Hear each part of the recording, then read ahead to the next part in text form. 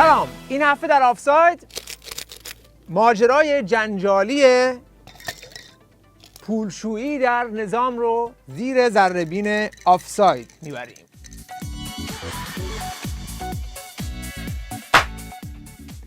ماجرای پولشویی این بار از اواخر آبان ماه شروع شد، وقتی که محمد جواد ظریف توی مصاحبه با یکی از رسانه‌های حکومتی که ظاهراً هم قرار نبود توی تیوی ریش پخش بشه، یه جایی 3 صندلی نرم و گرم گذاشته بودن، داشتن هم گپ می‌زدن.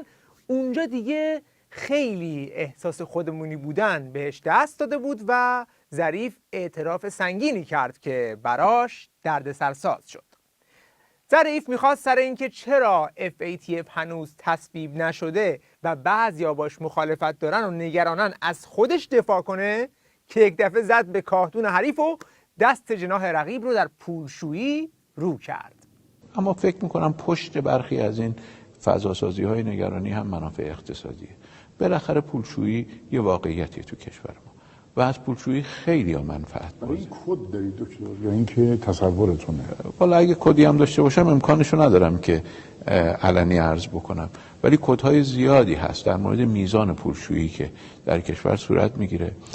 من نمیخوام این پولشویی رو نسبت بدم به هیچ جایی، ولی خب اون جاهایی که هزاران میلیارد پولشویی انجام میدن حتما اونقدر توان مالی دارن که 10 میلیارد یا 100 میلیارد هزینه تبلیغات بکنن، هزینه فضاسازی بکنن و فضا در کشور ایجاد بکنن. هرچند که ظریف میخواد با مارموزبازی وانمود کنه که کسی رو نمیخواد متهم کنه، ولی نشانه هایی میده که جای تردید باقی نمیذاره که منظورش کیه.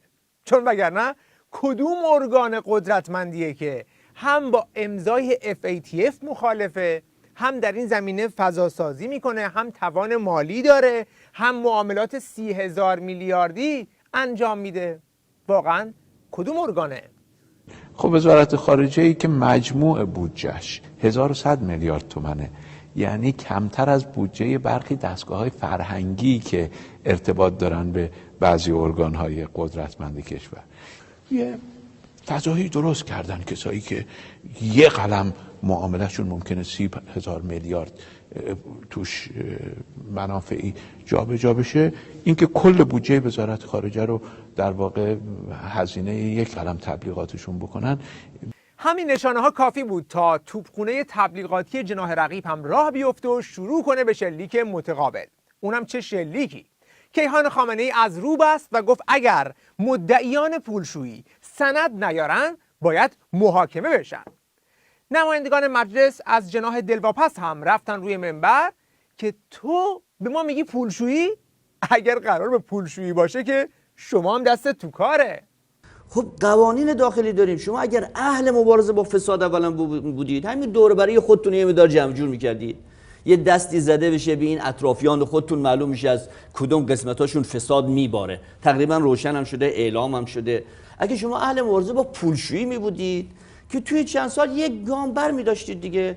جماعت روحانی که دیدن اوضاع داره خیت میشه و ممکنه دست خودشون هم رو بشه، افتادن به مالکشی قضیه تا این رو خیلی عادی جلوه بدند.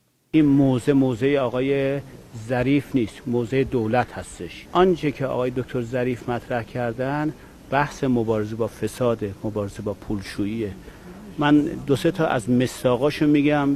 پولشویی یعنی قاچاق، پولشویی یعنی ورود مشروبات الکلی، پولشویی یعنی ورود مواد مخدر و هر کار دیگر. ایشون هیچ نهادی رو، هیچ ارگانی رو، هیچ بخشی رو متهم نکرده. ببخشید، هیچ ارگانی رو متهم نکرده؟ پس اینجا داره از کی صحبت میکنه ظریف؟ یعنی کمتر از بودجه برخی دستگاه‌های فرهنگی که ارتباط دارن به بعضی ارگان‌های قدرتمند کشور. بعضی ارگان‌های قدرتمند کشور یعنی توی این کشور اصلاً مگه ارگان قدرتمندی خارج از دایره حکومت وجود داره ها؟ بعد اگر مثلا پولشویی وجود داشته باشه، طبق قانون خودشون کدوم ارگان باید باش برخورد کنه؟ رئیس شورای عالی مبارزه با مواد مخدر، قاچاق کالا جز رئیس جمهور است؟ آیا یکی از وظایف وزارت اقتصاد مبارزه با پولشویی نیست؟ آقای دکتر ظریف اومدن در یک رویکرد نسنجیده یک حرفی رو زدن که قبل از هر چیز دولت رو زیر سوال بردن، نظام جمهوری اسلامی رو زیر سوال بردن. آقای دکتر ظریف، شما اگر ادله‌ای در ارتباط با این موضوع داشتین و دارید، حتما باید این رو به مجری اون که وزیر اقتصاد هست ارائه می‌کردید. پس اگر هم فهمیدی که کی داره پولشویی میکنه، سوال اینه که چرا خود دولت که به اصطلاح باید با اینجور مسائل برخورد کنه وارد نمیشه؟ ها؟ شیخ فری، حرف حسابت چیه؟ بله، همه دنیا گرفتار پولشویی است. شما به من نشون بدید یک کشور در دنیا هست که توش پولشویی انجام نمیگیره. شما به من نشون بدید یک کشوری هست که توش مواد مخدر نیست. بله، تو دستگاه‌های حکومتی ما، ادارات ما متاسفانه ممکنه گوشه و کناری رشوه‌ای هم باشه. نباید ناراحت شیم. یه خانواده بزرگ هستیم ما، 80 میلیون جمعیتیم. طبیعی است همه چیز درش هست. به این میگن حرف حساب. اصلا قضیه رو اینقدر طبیعی برگزار میکنه که آدم میمونه. البته راستم میگه، پولشویی توی حکومت آخوندی کاملا طبیعیه. نباید کسی بهش بر بخوره. هم اونا پول میشورن، هم اینا پول میشورن، مواد مخدر میارن، جنس قاچاق میبرن، همشون این کارن. اصلا چرا برخورد کنن؟ مشکل چیه؟ خدایا به مسئولین ما بصیرت موقعیت شناسی عنایت کن، این موقعیت رو بدونن. بعض از مسئولین همکار دولت و دستگاه اجرایی یکی بیاد بگه پولشویی در ایران هست، کد بده به دشمن برای که اونها روزی که خواستن تصمیم بگیرن علیه ما بگن به اقرار دستگاه‌های خود شما تو کشورتون پولشویی است، پس باید شما تحریم بشید. تا کجا و تا کی باید سیاست وادادگی در برابر غرب را ادامه دهید؟ ذلت تا کجا؟ تحقیر تا کجا؟ آها، پس مشکل این نیست که پولشویی توی نظام هست یا نیست. مشکل اینه که چرا این چیزا رو علنی میکنید؟ اتفاقا علی لاریجانی هم در این زمینه همین حرف رو داره که پولشویی هست ولی نباید دربارش صحبت بشه. یه مسئله این است که آیا ما در کشور پولشویی داریم یا پولهای کثیف داریم؟ بله هست. من گاهی میبینم در رسانه ها برخی از مسئولین میگن فلان چیز قاچاق وجود داره، دست بعضی ها هست، یه گرد هم میگن که معلوم نیست به کجا میخوره. این چه خاصیتی داره از نظر اطلاع رسانی؟ به هر حال این نکته‌ای که آقای ظریف گفتن البته یه مقدمه و مؤخره‌ای داشت. حالا این دومی رو نمیگفت بهتر بود. برای سیاستمدارا گاهی نکاتی رو میگن دیگه، میتونست نسبت رو نگیره.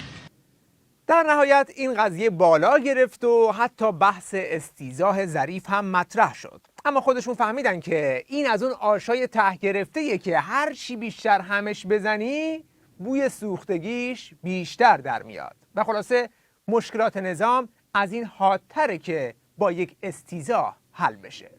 طوفان که بیاید گریزی نیست. بی حاشیه عزیزان جان، مشکلات کشور با سینجین کردن و استیضاح دکتر ظریف تمام نمی شود. یا فقط شو تبلیغاتی دلواپسانی است که تصمیم دارند که بالاخره کار جنایی کنند. جناح رقیب هم حرف آخرش اینه که با امضای FATF و این ادا اطوارها هیچ کس نظام ولایت رو توی جامعه جهانی تحویل نمیگیره. اگر بنا به عقب نشینی باشه باید نان استاپ تا تهش برن. اگه شما دنبال این هستید که بهانه ها رو از دست آمریکا بگیرید، باید جمهوری اسلامی رو بگیرید تا بهانه‌های آمریکا تمام بشه. اصلا خود آمریکایی که سریع اعلام کردن، گفتن ما برجام، FATF، بعدش موشکی، بعدش حقوق بشر، بعدش حقوق زنان، بعدش ولایت فقیه، بعد حکومت اسلامی دینی و خب بهانه‌های آمریکاست دیگه. شما حالا میخواد یک یکی این بهانه‌ها رو بگیرید تا بالاخره نظام مالی پولی دنیا با شما کار بکنه؟ نهضت ادامه داره. بله، این همون درد بی‌درمونیه که الان ولی فقیه و نظامش توش موندن و از هر طرفی هم برن فنای کامل نظامشون رو توش میبینن. وضعیتی که این حکومت رو هر روز در مقابل مردم ضعیفتر و ضعیفتر میکنه. وقت بخیر و خدا نگهدار.